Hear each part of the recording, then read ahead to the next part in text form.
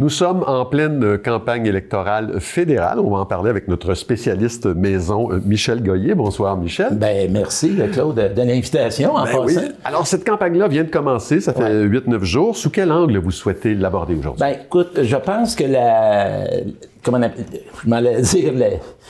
Trump s'invite, mais il s'impose dans la campagne électorale, fait que c'est certain qu'on va en parler. Et l'autre sujet, les projections électorales de Fournier qui ont été faites hier récemment, donc tout chaud, en date du 31 mars. Donc ça, j'aimerais aborder ces deux. On va commencer avec le premier sujet, Donald Trump. Pourquoi il s'impose comme ça dans cette campagne? Ben écoute, dès le départ, dès qu'il était élu président, on voit qu'il y avait un plan, là, on s'entend, là, puis il avait le goût, pas juste le goût, il a attaqué le Canada avec le fentanyl, les immigrants illégaux, il a commencé avec des tarifs douaniers, puis là, il est rendu avec l'industrie automobile qui frappe le cœur de l'économie de l'Ontario, donc il est carrément là, parti là, pour la gloire. On va voir demain. C'est ça qui est embêtant. On enregistre aujourd'hui le premier. L'émission, c'est ce soir.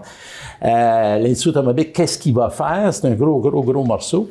En réponse à cela, les consommateurs ont dit, on va boycotter les produits américains. On va même, moi, j'ai bien des amis qui vont plus aux États-Unis, qui veulent pas aller aux États-Unis. Il y a une montée du nationalisme canadien qu'on n'avait jamais vu. Hein, et donc, et là, les gouvernements se retournent de bord puis commencent à aider les entreprises, puis c'est bien correct parce que là, les travailleurs, il y a une insécurité qui se propage. L'autre affaire qui est assez surprenante, c'est l'avance considérable des conservateurs depuis la démission de Trudeau, qui est passée de 20-25 points. Puis tantôt, on va en parler. Les libéraux sont en avance de 4 points. Vous pensez à ça, le changement de paradigme des électeurs canadiens, c'est incroyable. Et le nationalisme canadien que je parlais tantôt, je pense que c'est une des raisons fondamentales. Autrement dit, rien ne tient en ce moment. Moi, j'en ai fait des campagnes électorales plus comme organisateur. Puis, tu sais, on allait avec un programme électoral, puis les gens ils disaient, OK, c'est quoi le plus beau programme électoral? Non, c'est pas ça. Là. Il y a un sentiment d'insécurité. Comme si notre projet de société en ce moment, c'était de résister à Donald Trump. Exactement. Et puis des gens politisés aussi, là, qui se disent, attends un peu, là, j'ai le choix de Carney, j'ai le choix de Poilievre. Tu sais, en tout cas, il y a ce point-là. Et moi, je me mets dans les tiers partis. Et je veux pas faire la promotion d'aucun parti, mais le NPD et le Bloc, ils n'ont plus de place. C'est pas parce qu'ils sont pas bons. Il n'y a plus de place pour eux autres actuellement d'être dans l'opposition. Donc ça, c'est un gros problème. Et là, ce qu'on sent, c'est la question de l'urne. La question de l'urne actuellement, c'est que les Canadiens disent, c'est qui est le mieux entre Poilievre et Carney? Parce que les autres peuvent pas être chefs. Et là, ça fait qu'à un moment donné, on regarde le NPD qui est en chute libre complètement. Tantôt, on va voir le nombre de députés qui pourraient gagner au moment où on se parle.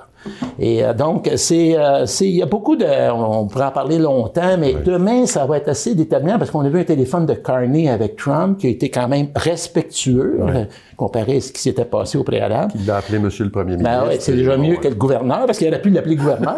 Non, c'est ça. Les conservateurs, ils maintiennent leur pourcentage, mais ils n'augmentent pas.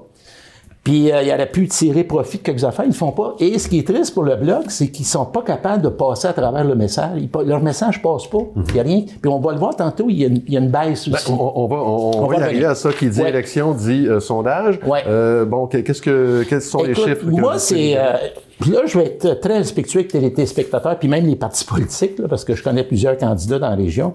C'est une photo du jour, la photo du 31 mars, qui est pas favorable au tiers parti, comme je disais tantôt. Les débats des chefs peuvent changer des choses de 16-17. C'est pour ça que je suis excessivement prudent. On voit qu'il commence à avoir des petits cailloux dans les souliers de Carney, même s'il est en avance. Donc, actuellement, au Canada, là, le Parti libéral a 4 points d'avance sur Pierre Poilievre.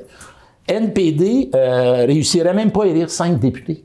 Et le Parti libéral serait en majoritaire avec 187 députés. Ça, c'est la photo d'hier. C'est incroyable.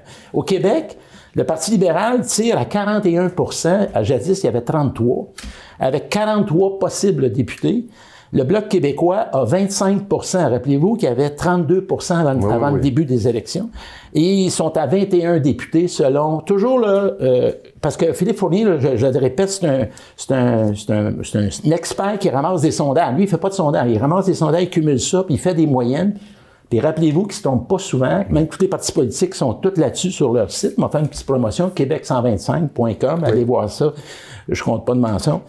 Parti conservateur au Québec, on est au Québec, 13 députés.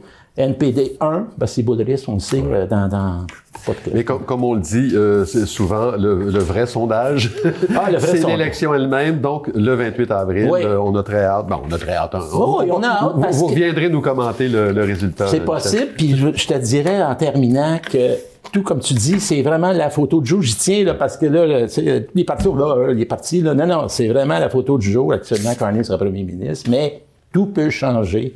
Donc, on verra. On verra. Merci. Michel Goyer, merci beaucoup. Merci.